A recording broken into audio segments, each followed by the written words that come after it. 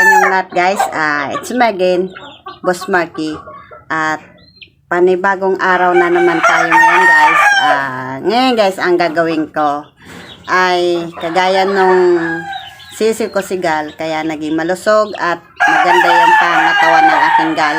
Kaya ang gagawin ko naman ngayon guys ay gagawin ko rin ulit yung ginawa ko doon sa aking Gal. At nandito yung aking mga sisiw at dito.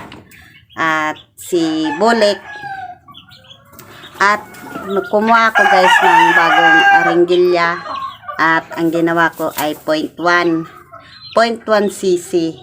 At ayun ay babakunahan ko yung aking sisiw na 0.1. Ayan o. 0.1 yan guys. At isa-isa kong babakunahan yung aking sisiw. Kasi malaki na yung aking sisiw. At yung kagaya ng aking Gal. At kita nyo guys. At maganda yung pangatawan. Kaya ayun, magdadakip ako ngayon ng aking sisiw. At ipapakita ko sa inyo guys kung paano ko ini-inject yung aking sisiw. At ito ay disclaimer lang po to. At para sa akin. At ito ang aking pamamaraan para gumanda yung aking sisiw. Ako ng isang sisiw guys. At andito yung aringgilya.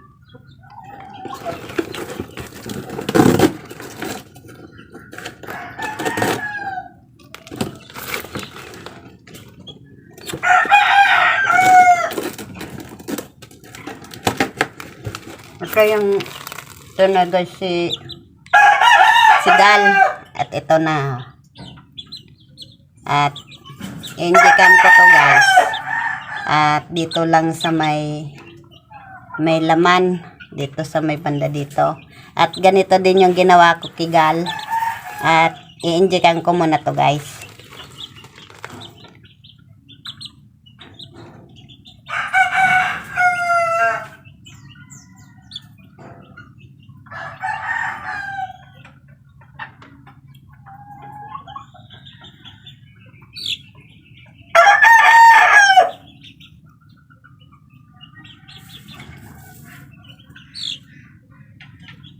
At yan guys, na-inject ko na 0.1 cc. At ano, napakaganda na ni Gal.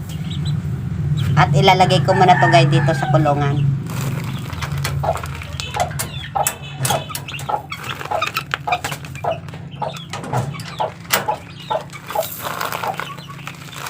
At magpa-ano lang tayo guys dito sa ano,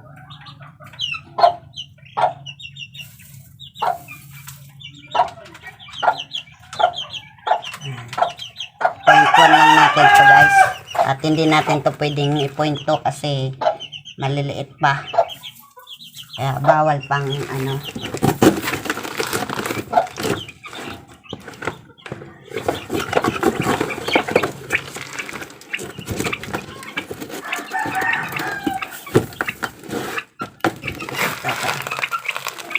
Pangalawa na to guys.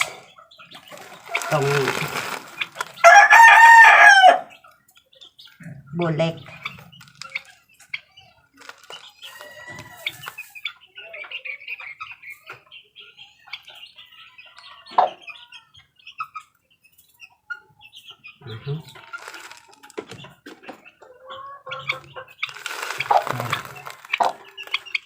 Ganito lang ginawa ko guys kay Gal. Kaya naging malusog yung aking sisiw na si Gal.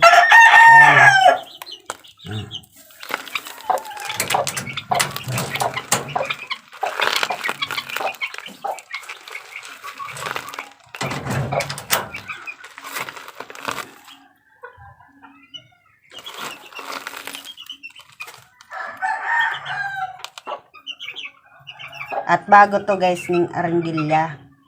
At kada gamit ko, tinatapon ko na. Lalo na pag nag-inject tayo sa may mga sipon. At kailangan natin na bagong aringgilya.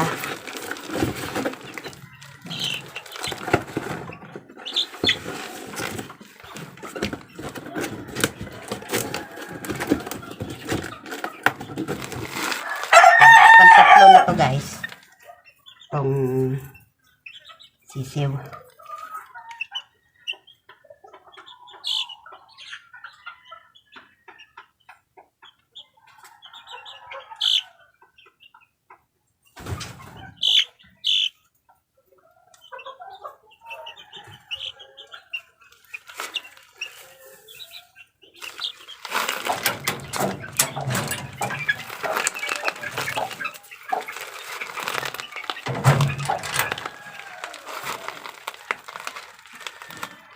At magpaano muna tayo.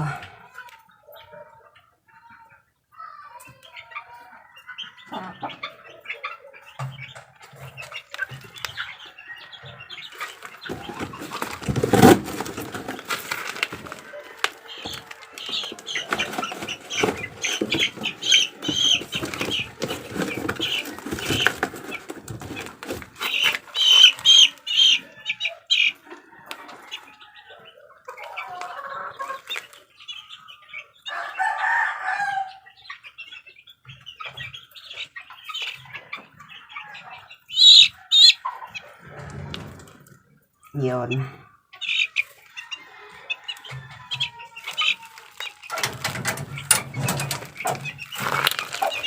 Apat. At dalawa na lang, guys.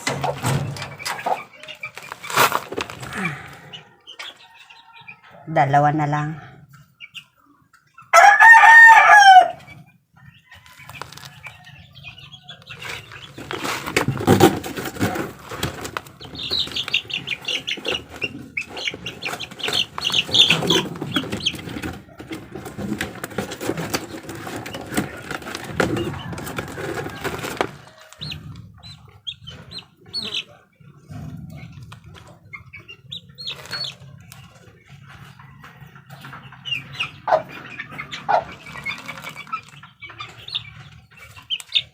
At bilog yung katawan niya, hindi sabing payat.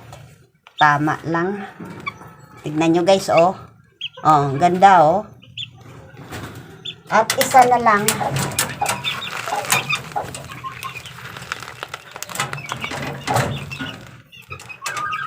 At matatapos na.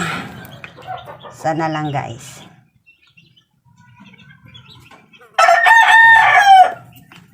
Point 1.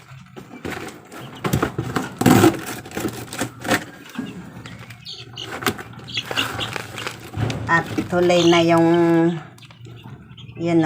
may putusan, parang putusan, tumubo na yung buhok niya dito sa ulo niya. Ayan, isa na lang, guys.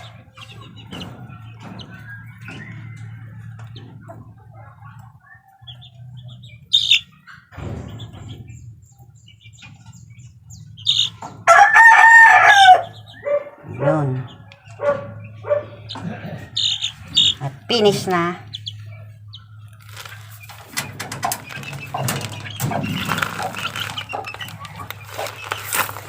Ayun.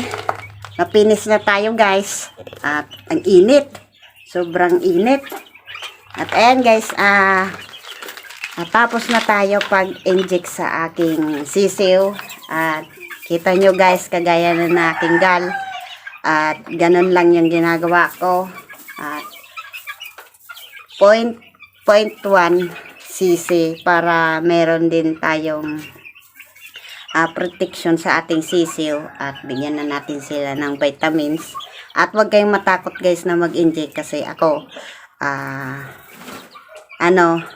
nakasanayan ko na mag-inject sa init. Nakasanayan ko na, guys, mag-inject dito sa lahat ng aking mga tandang. At dito din sa aking sisiw. At i-try ko din yan. At kagaya ng aking gal. Kasi kita nyo, guys, malulusog yung aking gal. At maganda yung pangatawan. At ito, nakatikim na to ng Inject Hyper B12. Ito. At ito yung ginagamit ko lagi dito sa aking mga tandang. At yan, guys, at kita nyo at maganda yung katawan ng aking mga sisiw. At lalo na napa na nila yung protein na nila na-absorb sa katawan nila. At lalo na nung maliit pa sila at hindi sila nagkasakit. At napakaganda nitong aking sisiw at quality. Sana tuloy-tuloy sa paglaki nila na hindi sila magkasakit. Kaya ayan, guys. At meron na naman tayong ginawa sa ating sisiw at nag-inject tayo. At kita nyo, guys, oh. At ngayon ay hapon na bibigyan na naman natin sila ng patuka. At ito, guys, itong aringgilya, pwede pa itong gamitin sa ibang, pag nagamit tayo ng pa-inject sa ating mga tandang. At pag nagamit tayo guys, at itapon na natin, lalo na hindi natin pwedeng patagalin itong ganitong ginagamit natin. Kailangan din natin magpalit para pag mag-inject tayo ng vitamins, at least bago yung i-inject natin sa ating mga alaga, lalo na pag nag-inject tayo sa may sakit na may sipon, at kailangan na natin tong itapon. Pero pag ganito, bago pa naman at ginamit ko dito sa sisiw, at pwede pa to guys. Yung takip nito guys, dito sa ito, at pinutol ko, bali ang tinira ko itong dulo, ito, para hindi makaano sa sisiw natin pag inject. At hinati ko, ayan pinutol ko. Ayan guys, magandang hapon na lang sa inyo. At ayan, bibigyan natin yung aking sisiw. Ay, nakalimutan ko saraduhin. Nakalimutan ko guys. Buti na lang hindi lumabas. At ayan, magbibigay na naman tayo ng patoka ng aking sisiw. Kasi hapon na naman. At ganito lang guys yung ginagawa ko araw-araw sa aking alagang manok. At pagkahapon, magpakain. Pag umaga, magpakain. Pero ngayon guys ay magpapakain tayo ngayon sa aking sisiw. At uunahin muna natin yung si Bulek. Kasi gutom na yun. At ganito lang talaga yung ginagawa ko guys. At abangan nyo guys yung aking sisiw. Pag yan, nag-inject tayo ngayon, October. At mga ilang araw, 1 linggo, tignan natin yung ating sisiw. At bibigay na tayo ng patoka.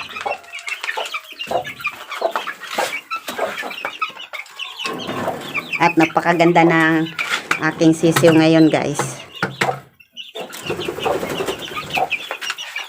At super kate. At grabe talagang init ngayon guys. At kahapon pala guys, umaga, mga 5 AM at lumindol dito sa amin guys.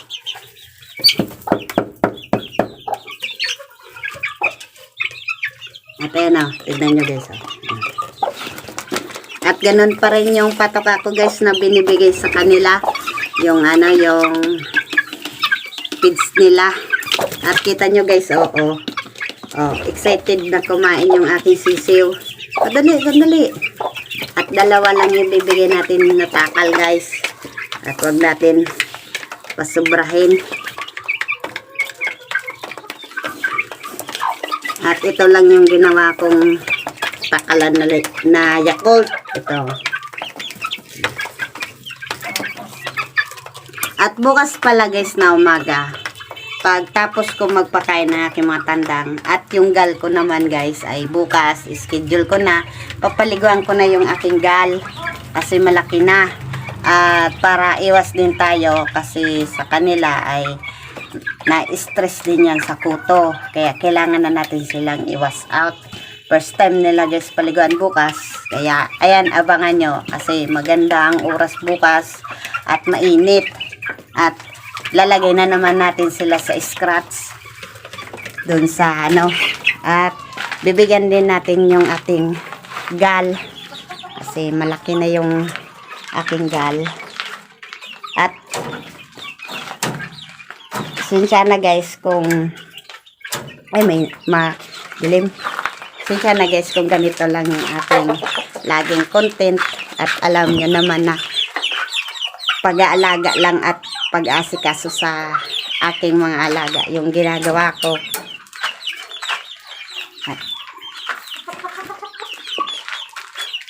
At kita nyo guys, ayan ayan, nasa taas yung sigal ko, ayan. At ganito lang yung ginagawa ko guys, sigal. Kaya ganito sila kaganda. At kaya ganyan biglang lumaki at malulusog yung aking gal at madilim. Kaya ganito kalusog yung aking gal kasi gi- ginamitan ko yan ininjikan ko yan ng B12. At ayan o. At malapit yan guys maglaban-laban. Kasi nakita ko kanina, nagtutuka na sila. Pag yan kasi lagi ko tong binabantayan. At tinitignan ko lagi kung ano yung ginagawa nila. Kasi minsan narinig ko may na dito, nag-ingay-ingay. Pero hindi pa naman. Pero pag ganyan, kailangan natin silang paghiwalay-hiwalay pag yan naglaban-laban na. At kita nyo guys, At ininext natin yun guys, di ba na-inject natin ng B12. Palipasin natin ng isang linggo at magbibigay tayo doon ng B12. At hahatiin na naman natin yan guys sa tablet. Yung hati natin, yung kalati sa isa, yung kalati doon din sa isa. Kaya ayan, ang dami na nating kasi nangihingi na yan nangihingi na.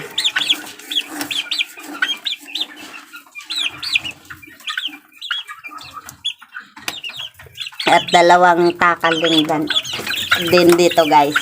Ayan o.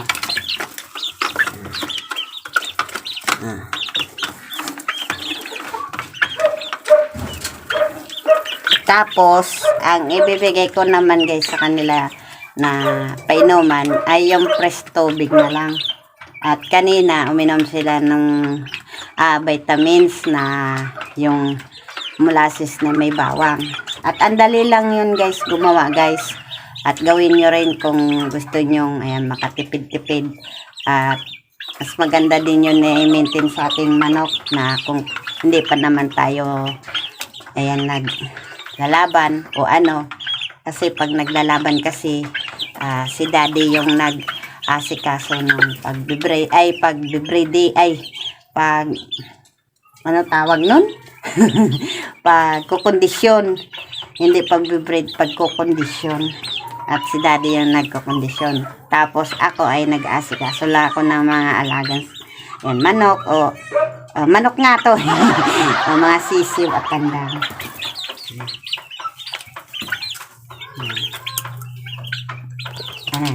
Ayan na sila. Diba? Ang ganda.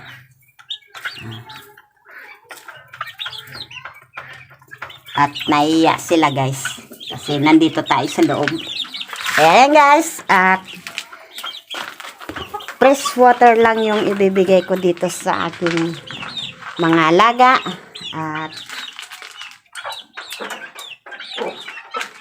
At bago tayo magpapaalam, please like and subscribe. At grabing init. Kaya pagpawisan tayo guys. Subscribe naman dyan yung aking YouTube channel at pindutin nyo lang po ang bell button at para lagi kayong update sa aking video. Kaya grabing init guys. At ayan guys, ayun may naman ako kasi na-schedule ko na to At kasi paghapon kasi guys magpapakain tapos pag umaga magpainom at kailangan din natin magpahinga ng pagkatapos pagpakain ng alagang manok. Kaya yan guys, at hanggang dito na lang yung aking video at shout out na lang dyan sa aking mga subscriber at sa aking mga nanonood ng aking video. Kaya bye bye.